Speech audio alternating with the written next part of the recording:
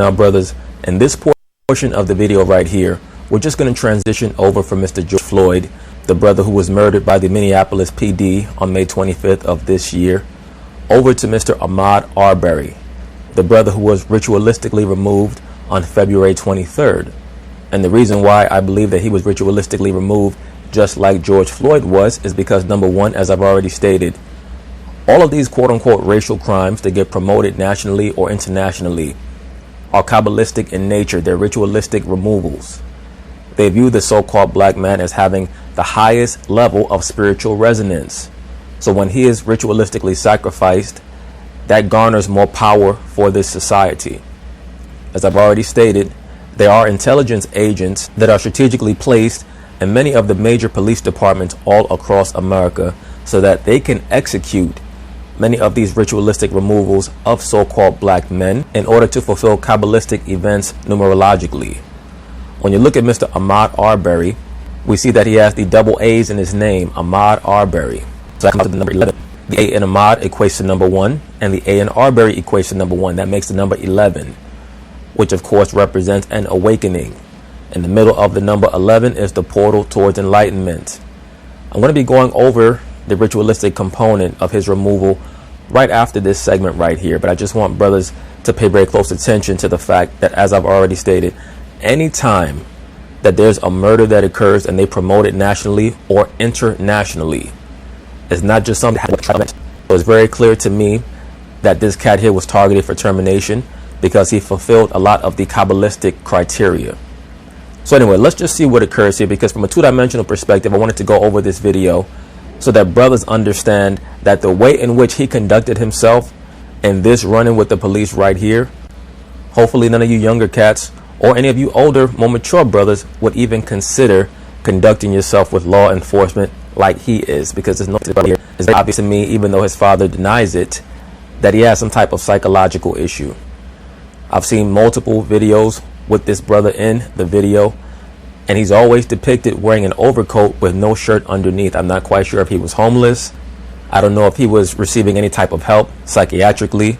He may have been an asset just placed out amongst the people after he'd been put under programming. Who knows? Either way, he fit the criteria to be removed. But once again, brothers, from a two-dimensional perspective, we have to conduct ourselves in a high fashion with law enforcement. That does not necessarily mean that we're going to be treated well, but we have to put ourselves in the best position to be able to leave these encounters without our lives being threatened because we decide that we want to be boisterous with them. To me, that's a sign of insecurity. That's a sign of being triggered by social media, by the television. I'm not saying to be a punk or to be spineless or what have you, but there's a certain sense or level of decorum that we can utilize to make sure that we stay out of dumb shit. So let's see what occurs here.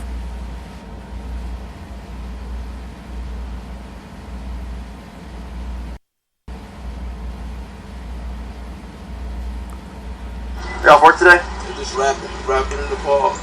Gotcha. You got an ID on you, man?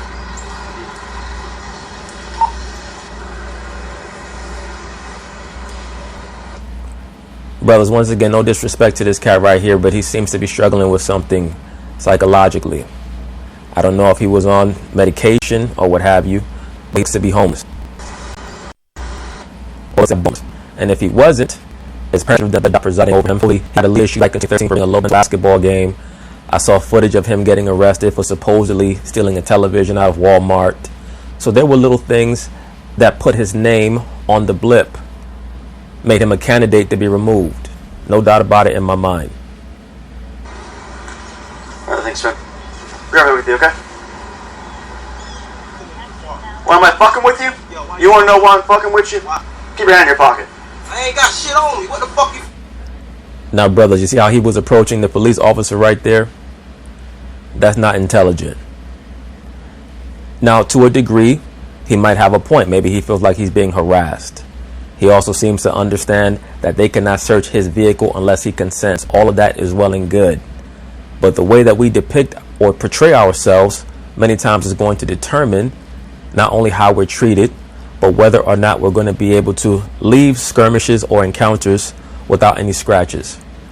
And that should be the point of this life, especially when you have goals. I'm not quite sure what this brother's goals were, but he does not seem to be conducting himself in an upright manner. At least not in a manner that will make sure that he'll be blameless in case he has to get into an altercation with the police. We're going to encounter events in life where we might have to engage in an altercation fighting for our lives. But he just does not seem to be all there. Once again, the cat has on a hooded overcoat with no shirt on underneath. Fuck with me, fool. I'll tell you why I'm here, man. Why? I'll tell you why I'm here. Because this area is known for drug activity. Drug? How the fuck I'm drug activity when I work at Blue Beach? Back up. Check my shit. Back right? up. The fuck you talking about? You want to back up? Fucking shit. Oh, boy. Turn around, put your hands on the car. Wow. Turn around, put your hands on the car. Watch out, bro. Turn around, put your hands on the car. I'm checking you for weapons. I'm checking you for weapons.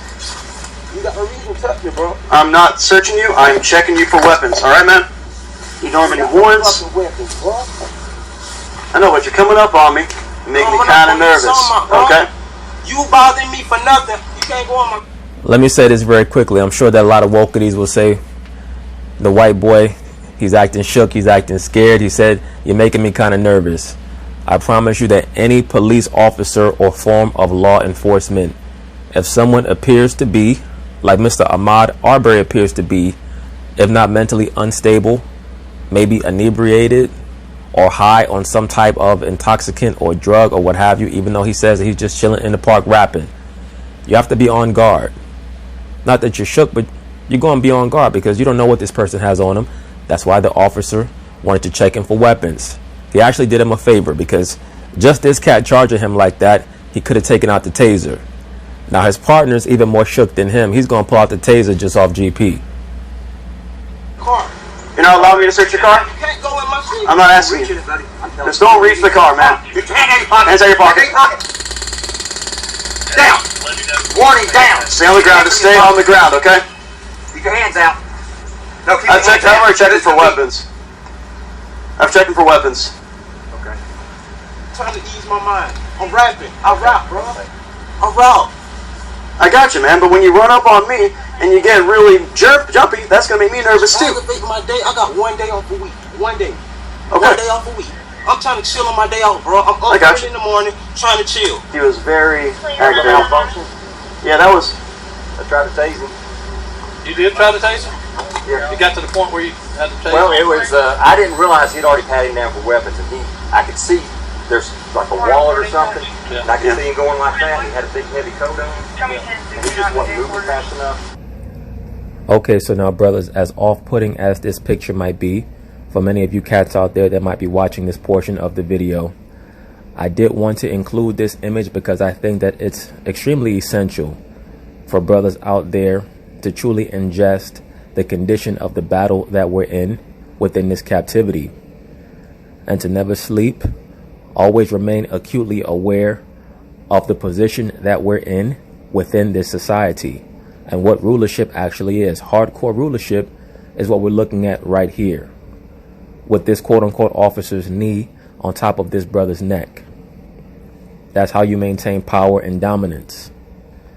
Like Michael Jordan said in the classic docuseries The Last Dance, you don't ever want to give your opponent confidence that they can beat you, because rulership starts within the mind. This person right here, Derek Chauvin, he was pictured wearing a baseball hat that said, "Make whites great again." So it's very clear that that was a part of the role that he played within this entire narrative. And yes, I do believe that it was a narrative. I believe that Mr. Derek Chauvin is a character.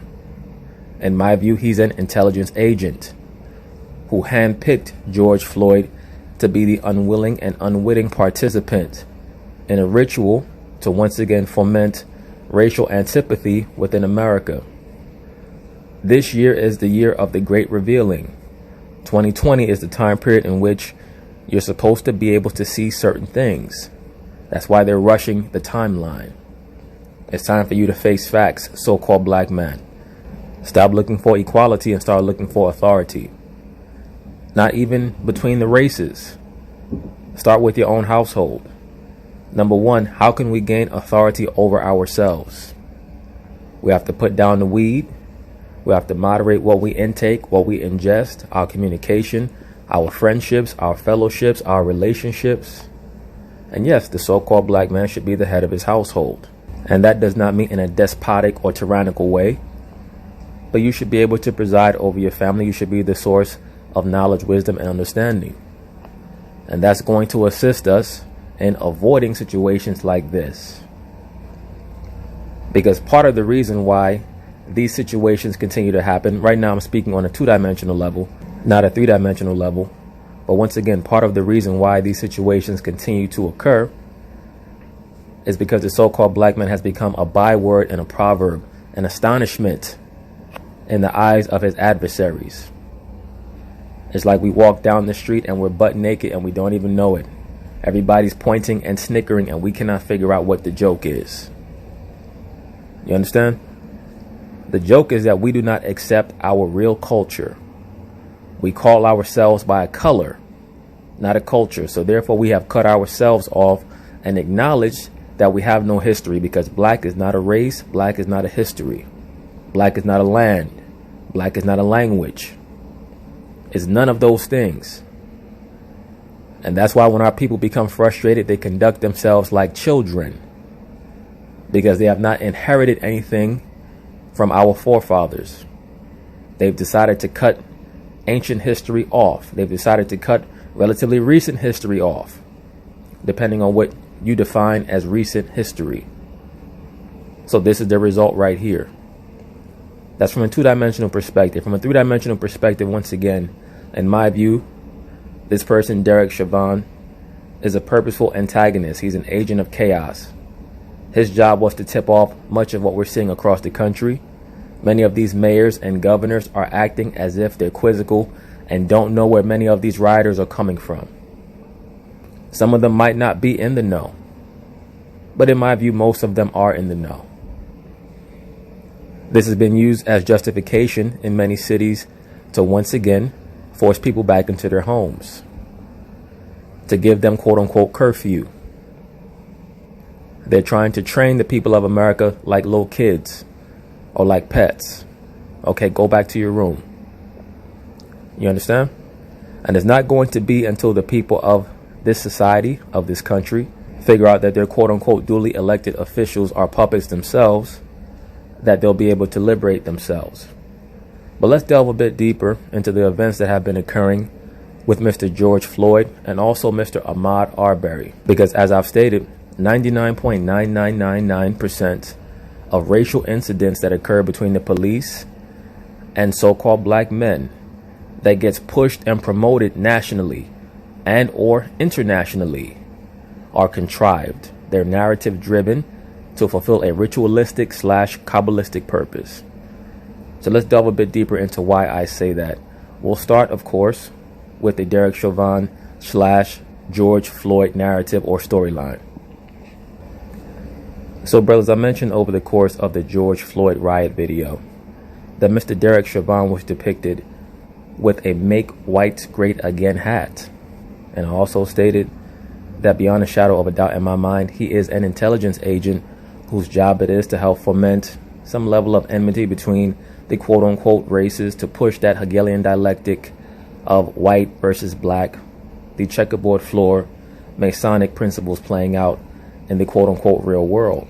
But it's recently been revealed that the person in the photos is not Derek Chauvin at all. It's an impersonator, which makes sense because the mainstream liberal media is desperate to find a way to link any and all racial shootings to Donald Trump, because they're desperate to get him out of quote-unquote office, which lends further credence, in my view anyway, to the notion that Derek Chauvin was an undercover agent of chaos. As we can see here in this photo that was posted by Ice Cube, the rapper, who himself, in my view, is deep undercover. And that name Ice Cube is an allusion to the quote-unquote god Saturn, the god of the ice planet. We know that the planet Saturn is associated with the cube. But anyway, just getting back to the point. Ice Cube states, "A wolf in wolf's clothing. The demons are among us." And we see here Derek Chauvin with his knee on the brother's neck. And right next to that, or adjacent to that, is another quote-unquote Caucasian man with a hat on that says "Make Whites Great Again." And I guess he's trying to mock the so-called black man by holding a BlackBerry in between his forefinger and his thumb. You know, it's just nonsense, but people are starting to lose their minds more and more. In this next photo, once again to me, that there's a tip off that there are some Masonic or esoteric aspects to this case. It says here, Jonathan Ritchie's justice for Gregory and Travis McMichael. Those are the two Caucasians that gunned down Ahmaud Arbery in Georgia. One of them, I believe, was an off-duty or a retired law enforcement official. It says, I'm starting a Gregory and Travis McMichael defense fund. They are innocent. They were set up, framed. We're going to help these two patriots. President Trump is going to pardon them. This is a liberal Caucasian, once again trying to link the racial shooting to Donald Trump. And as we can see here, when we pay very close attention, he's letting you know that he's been illuminated. He has the Make Whites Great Again red hat tilted to the side so that only one eye is visible. Do you see that?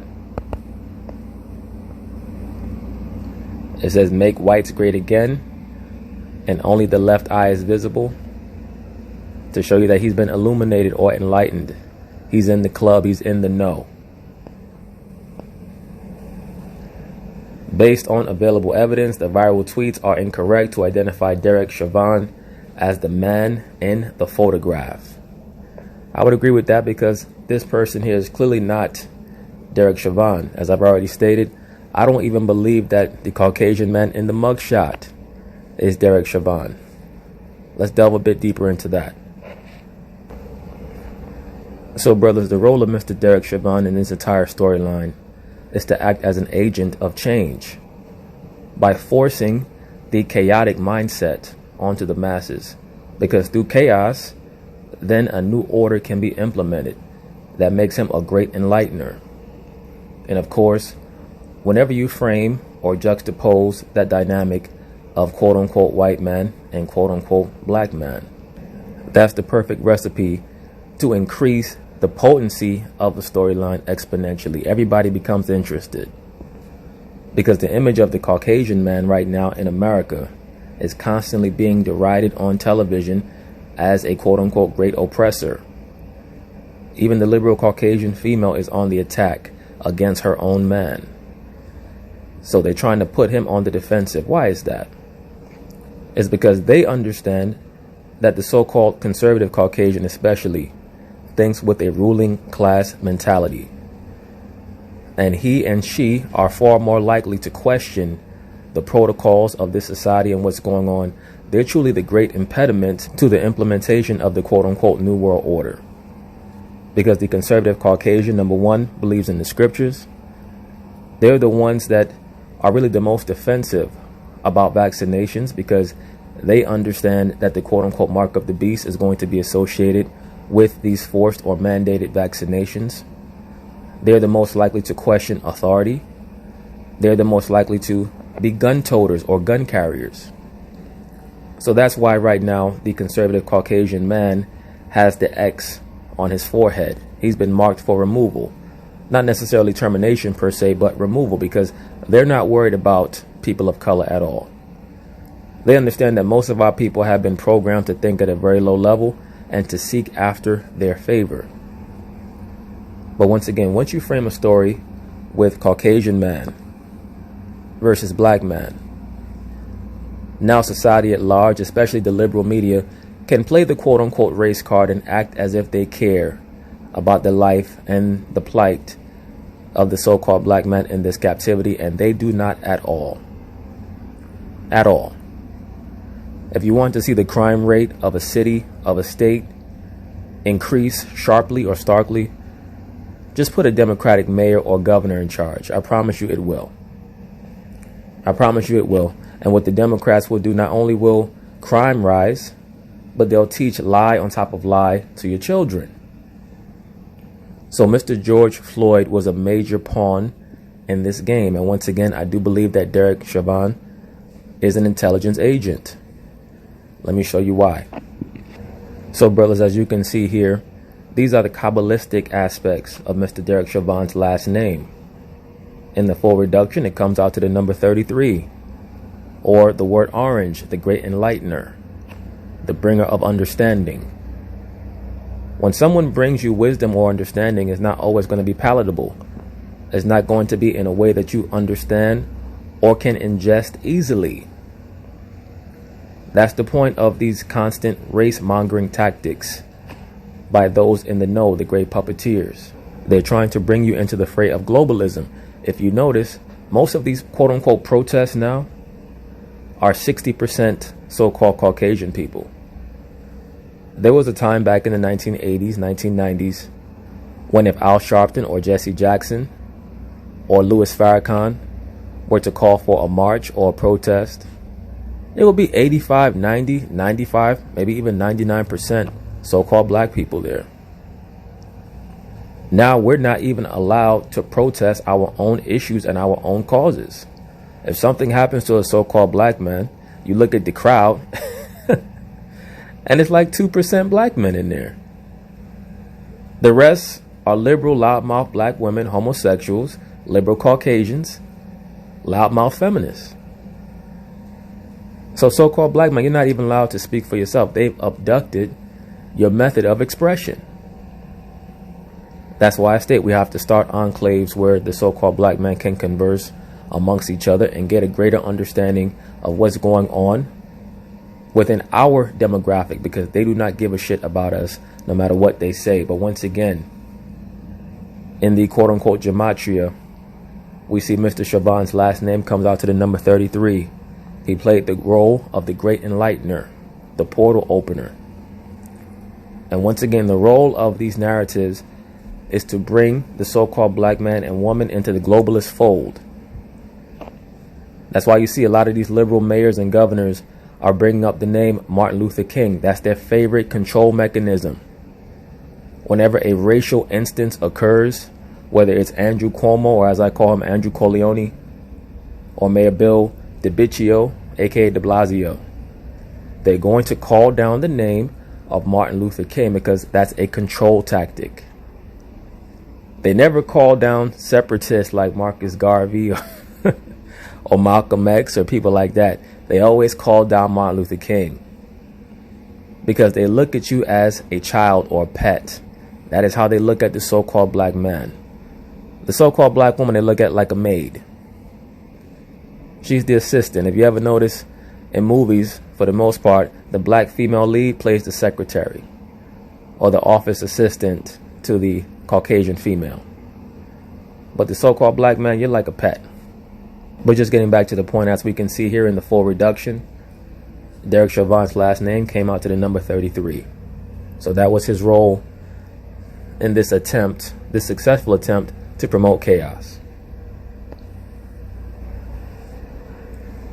So another thing that this storyline has done is it's brought to the forefront the mayor of Minneapolis, Mr. Jacob Frey, or Jacob Fry, who's so-called Jewish. He's a Caucasian liberal Jew. And almost any time that you're trying to figure out why has your environment become super liberal, i.e. super confused, the super liberal Caucasian Jew is normally somewhere involved. They're normally the ones that are creating the new standards, the new protocols, etc. Forcing the acceptance of transgenderism, forcing the acceptance of homosexuality, lesbianism, etc. They're normally right there involved hand in hand.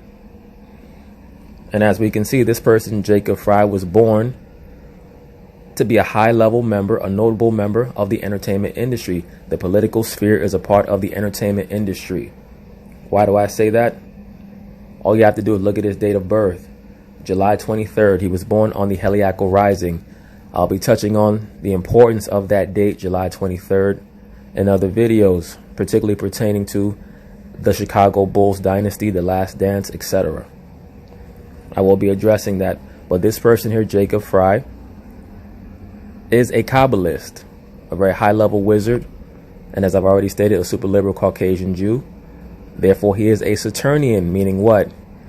He worships the quote-unquote god Saturn, also known as Baal, also known as Capricornus or Pan. You understand that? That's why you'll see him sporting the purple or the purple tie. I'll be covering that in another video or another series. Here he is in an interview discussing many of the goings-on surrounding the George Floyd case, and he has on the purple tie. That is a signifier to those in the know, the bringing together of the red pillar and the blue pillar, the quote-unquote divine purple, which they believe symbolizes divine love. Remember, Pan is also the god of earthly love or desire, as is Bacchus. He's the god of lust and love, so on and so forth. His color is also purple, right? So that's how they speak to one another. I'll be covering that more in depth in other videos, but that is a signifier that he's in the know. And of course he is, because he has to appear on camera. He has to preside over certain theatrical productions. That's what these narratives are. These mayors and governors, they're like theatrical producers. They have to make sure that the play goes off without a hitch, for lack of a better term.